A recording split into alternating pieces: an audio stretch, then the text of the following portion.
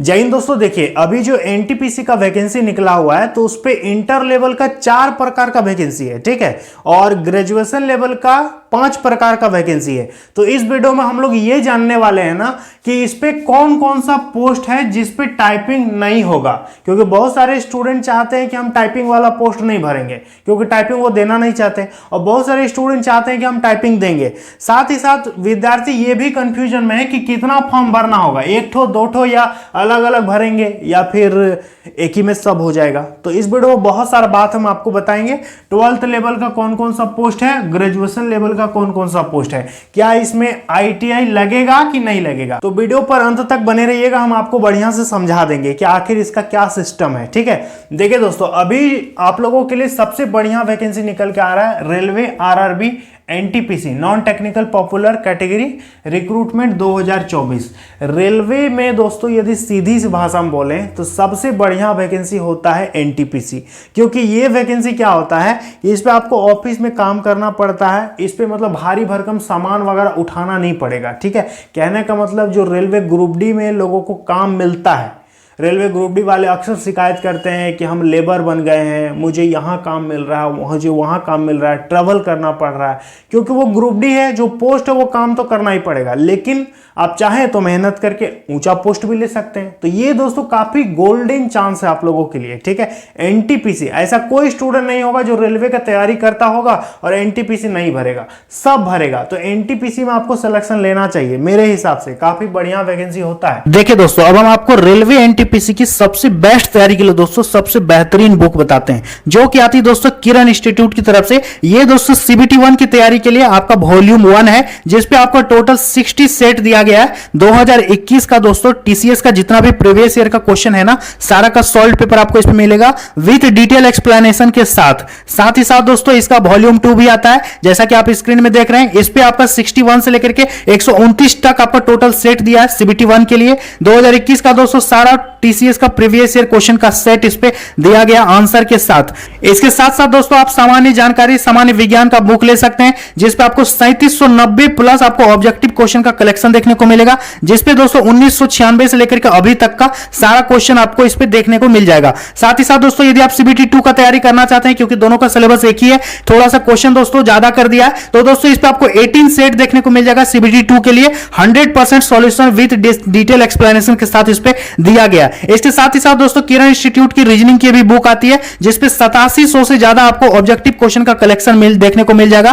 साथ ही साथ दोस्तों किरण इंस्टीट्यूट की मैथमेटिक्स की भी बुक आती है, जिसपे 10,000 से ज्यादा आपको सॉल्व पेपर देखने को मिलेगा 1996 से लेकर के अभी तक। इसके साथ साथ दोस्तों रेलवे का सबसे बेहतरीन बुक है किरण इंस्टीट्यूट का रेलवे सार संग्रह, जिसपे सामान्य अध्ययन का दोस्तों क्वेश्चन है 1992 से लेकर के 2022 तक का दोस्तों सारा डेटा आपको इस पे देखने को मिलेगा। सभी बुक का लिंक आपको डिस्क्रिप्शन बॉक्स में मैंने दे दिया है, तो आप इसको ऑनलाइन परचेस कर सकते हैं।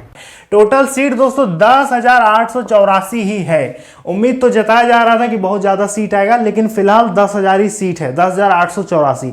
लेकिन दोस्तों जहां तक मुझे लगता है ना कि 80 से 90% चांस है कि ये सीट बढ़ेगा, एकदम पक्का बढ़ेगा। आप देख लीजिएगा एएलपी में कितना सीट निकाला था, लगभग 5600 सीट निकाला था और बढ़ा के कर दिया 18,000। देखिए यदि ड्राइवर की जरूरत है तो इतने सारे स्टेशंस में क्लर्क की भी तो जरूरत है, इतने सारे जो मालगाड़ी चल रहे हैं उस पे गुड्स गार्ड की भी तो जरूरत है, इतने सारे स्टेशन है तो स्टेशन मास्टर की भी तो जरूरत है, टीसी का भी तो जरूरत है। तो तरह तरह का पोस्ट, सब जगह दोस्तों एम्प्लॉय की कमी है, तो सीट तो एकदम कंफर्म बढ़ेगा। इसलिए इस उम्मीद में आप मत रहिएगा कि सर बहुत कम सीट है, क्या होगा नहीं होगा, सीट बढ़ेगा। समझ में आ गया। देखो सबसे पहले हम आपको कुछ जानकारी देते हैं, ध्यान से समझिए। देखिए यहां पे अकाउंट क्लर्क कम टाइपिस्ट, दूसरा है कॉमर्शियल कम टिकट क्लर्क, ठीक है, तीसरा है आपका जूनियर क्लर्क कम टाइपिस्ट, और चौथा में आपका ट्रेन्स क्लर्क जिसको बोलते हैं टीसी। ये जो 4 तरह का पोस्ट है ना, ये आपका है इंटर लेवल, ये क्या है 12वीं लेवल का जॉब है, ये है 12th लेवल, ठीक है, ये हो गया 12वीं लेवल का। इसके बाद यहां पर देखिए गुड्स गार्ड हो गया, जो कि मालगाड़ी का लास्ट वाला बोगी में रहते हैं व्हाइट ड्रेस में, ठीक है, तो ये हो गया गुड्स गार्ड। इसके बाद स्टेशन मास्टर, इसके बाद चीफ कॉमर्शियल कम टिकट क्लर्क, यहां पर दोस्तों कॉमर्शियल कम टिकट क्लर्क था ना, यहां पर चीफ हो गया, ठीक है, या फिर इसको सीनियर भी बोल सकते हैं। इसके बाद जूनियर अकाउंट असिस्टेंट कम टाइपिस्ट, इसके बाद सीनियर क्लर्क कम टाइपिस्ट। ये जो सारा पोस्ट है ये है ग्रेजुएशन लेवल का, ठीक है। तो ग्रेजुएशन लेवल में टोटल 5 प्रकार का वैकेंसी है और 12th लेवल में टोटल 4 प्रकार का वैकेंसी है। क्लियर है। अब आपको समझना होगा कि किस पे टाइपिंग है, किस पे टाइपिंग नहीं है। इसके बाद इसको समझेंगे। देखिए किस पे टाइपिंग होगा, किस पे टाइपिंग नहीं होगा। सबसे पहला कि अकाउंट क्लर्क कम टाइपिस्ट, इस पे टाइपिस्ट लगा हुआ है, इस पे तो टाइपिंग होगा, पक्का होगा। दूसरा कॉमर्शियल क्लर्क कम टिकट क्लर्क, इस पे भी आपका टाइपिंग है। इसके बाद जूनियर क्लर्क कम टाइपिस्ट, इस पे भी आपका टाइपिंग है। और ट्रेंस क्लर्क, इस पे आपका टाइपिंग नहीं है। तो यदि आप इंटर लेवल वाला फॉर्म भरिएगा तो आप लोगों के लिए टीसी काफी बढ़िया पोस्ट है, ठीक है। लेकिन दोस्तों सिर्फ टाइपिंग के चलते इतना अच्छा वैकेंसी आपको नहीं छोड़ना चाहिए। यदि आप टाइपिंग नहीं जानते हैं ना तो अभी आपसे टाइपिंग थोड़ी करवाएगा, टाइपिंग करवाएगा अभी CBT 1 लेगा, 2 लेगा, फिर लास्ट में टाइपिंग होगा। तो मेरे हिसाब से आपको 4-5 महीना तो मिलेगा ही मिलेगा टाइपिंग सीखने के लिए। यदि जी जान से तैयारी कीजिएगा ना तो एकदम सीख जाइएगा, गारंटी सीख जाइएगा। मेहनत करना होगा, ठीक है। और यदि आपको फिर भी डर लगता है कि क्या होगा नहीं होगा तो पहले आप पोस्ट प्रेफरेंस जब भरिएगा ना तो पहले बिना टाइपिंग वाला भर देना, फिर टाइपिंग वाला पोस्ट प्रेफरेंस भर देना, ठीक है। देखो इसके बाद बात करेंगे गुड्स गार्ड, इस पे टाइपिंग नहीं है, ठीक है। इसके बाद स्टेशन मास्टर, इस पे भी आपका टाइपिंग नहीं है। क्लियर है। इसके बाद दोस्तों ये सब जो पोस्ट है ना इस सब में आपका टाइपिंग है। समझ में आ गया। तो टोटल 3-4 तरह का पोस्ट है जिस पे आपका टाइपिंग नहीं होगा और बाकी पोस्ट में टाइपिंग होगा। टाइपिंग दोस्तों हिंदी भी होगा, इंग्लिश भी होगा, मंगल फॉन्ट रहेगा, इस पे आपका कृतिदेव फॉन्ट भी रहेगा। आप जो चाहिएगा वो आपको मिल जाएगा। इंग्लिश में आपका जो फॉन्ट होता है वो रहेगा। तो मेनली दोस्तों आपका टाइपिंग रहेगा। अब हम आपको दोस्तों बहुत जरूरी बात बताएंगे कि कितना फॉर्म भरना पड़ेगा इसके लिए, क्या इस पे ITI जरूरत होगा कि नहीं होगा। तो उसको समझने से पहले दोस्तों हम आपको वैकेंसी का बेसिक डिटेल्स बता देते हैं कि कितना वैकेंसी आया है, इस पे क्या क्या मांगा गया है। तो देखिए सबसे पहले बात कर लेंगे दोस्तों योग्यता। तो योग्यता हमने आपको बता दिया कि 12th पास है फिर भी भर सकते हैं, प्लस में ग्रेजुएशन है तब तो और ज्यादा भर सकते हो, ठीक है। और जो ग्रेजुएट हो गए हैं जिनका ग्रेजुएशन कंप्लीट है वो दोनों के लिए फॉर्म भर दीजिएगा, 12वीं वाला भी और ग्रेजुएशन वाला भी, दोनों के लिए अप्लाई कर दीजिएगा, ठीक है। देखिए अब बात करेंगे इस पे एज कितना मांगेगा। तो 18 से 30 साल दोस्तों मांगेगा ये वाला 12th वाला में, और ग्रेजुएशन लेवल वाला में 18 से 33 साल, ठीक है। बाकी सभी OBC को 3 साल, SC ST को 5 साल छूट मिलेगा। यहां भी OBC को 3 साल, SC ST को 5 साल छूट मिल जाएगा। बाकी यदि बात करेंगे फी कितना लग रहा है इस पे, तो देखिए इस पे फी लगेगा आपका जनरल, OBC और EWS, इन 3 कैटेगरी के स्टूडेंट को 500 पेमेंट करना होगा।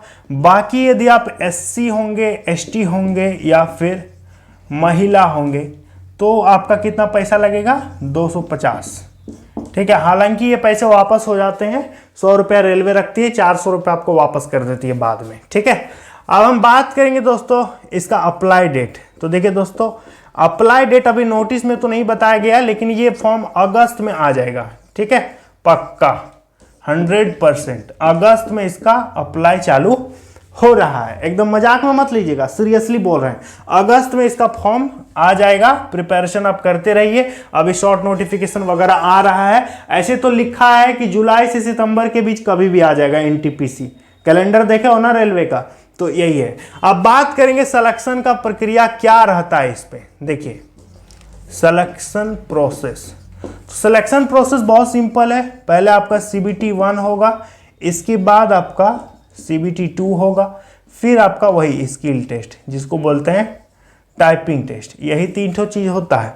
और यदि आप बिना टाइपिंग वाला पोस्ट भरते हैं ना तो आपको ये देना भी नहीं होगा, टाइपिंग नहीं देना होगा। तो CBT 1 में क्या क्या पूछेगा दोस्तों समझिए, इसके बाद इस पर बात करेंगे।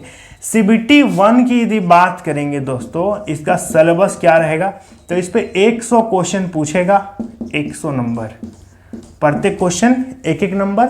समय आपको इस पे कितना मिलेगा, समय मिलेगा 90 मिनट, ठीक है। नेगेटिव रहेगा कि नहीं रहेगा? रहेगा भाई, 1/3 का माइनस मार्किंग रहेगा।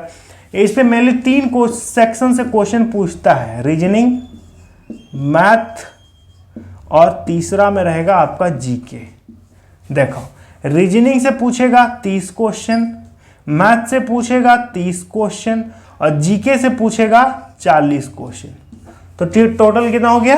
30 30 60 और 40 हो गया ना 100। लेकिन ये क्वालिफाइंग रहेगा, आपका जो मेन मेरिट बनेगा वो CBT 2 पर बनेगा। और CBT 2 का सिलेबस भी यही है, ज्यादा टफ CBT 2 में नहीं है, बस थोड़ा सा क्वेश्चन को क्या करेगा, बढ़ा देगा। CBT 2 में देखिए 120 क्वेश्चन पूछेगा, ठीक है, 120 नंबर। समय आपको मिलेगा 90 मिनट, यहां भी मिलेगा, 1/3 का नेगेटिव यहां भी रहेगा, ठीक है।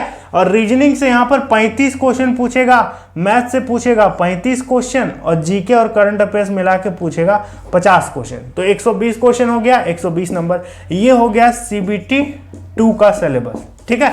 तो CBT 1 और CBT 2 एक ही है, बस क्वेश्चन थोड़ा सा बढ़ा दिया लेकिन टाइम नहीं बढ़ाया। इसका मतलब क्या हुआ, CBT 2 में आपका स्पीड देख रहा है कि आपका स्पीड क्या है, आप मतलब उतने ही टाइम में ज्यादा क्वेश्चन बना पाते हैं कि नहीं बना पाते हैं, यही मेनली टेस्ट किया जाता है, ठीक है। अब बात करिए कितना फॉर्म भरना पड़ेगा। तो देखिए दोस्तों, इसमें 2 तरह का फॉर्म है, एक है ग्रेजुएट लेवल और दूसरा है अंडर ग्रेजुएट लेवल, ठीक है। तो देखिए जब NTPC का वैकेंसी चालू होगा ना, तो इस पे हो सकता है कि आपको 2 फॉर्म दे दे, एक ग्रेजुएशन वालों के लिए और एक अंडर ग्रेजुएट मतलब इंटर वालों के लिए, या फिर एक ही फॉर्म रहे और उसी में बोलेगा कि आप अपनी क्वालिफिकेशन के हिसाब से पोस्ट को अप्लाई कीजिएगा। जैसे ही आप अपना क्वालिफिकेशन सेलेक्ट कीजिएगा, जैसे आप 12th पास हैं, तो जैसे ही आप 12th पास वहां पर सेलेक्ट करके अप्लाई पे क्लिक कीजिएगा ना, तो आपको वही पोस्ट दिखाएगा जो आपके क्वालिफिकेशन में मैच करेगा, ठीक है। और यदि आप ग्रेजुएशन कर लिए होंगे तो आपको सब पोस्ट दिखाएगा, अंडर ग्रेजुएट में इतना, ग्रेजुएट में इतना। तो ये दोस्तों अप्लाई होने पर पता चलेगा। मेनली मान के चलिए कि आपको 1 या 2 फॉर्म भरना है,